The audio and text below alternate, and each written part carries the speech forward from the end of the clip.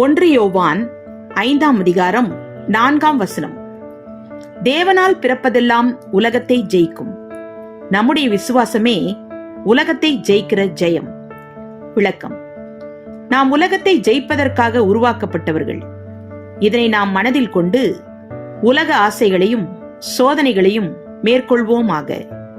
இவ்வாறு மேற்கொள்ள நாம் நமது விசுவாசத்தை பயன்படுத்த வேண்டும். விசுவாசித்தால் தேவ மகிமையை காண முடியும். ஆமென். 1 John chapter 5 verse 4.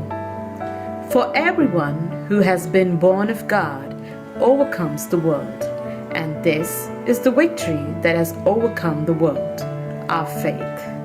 Amen.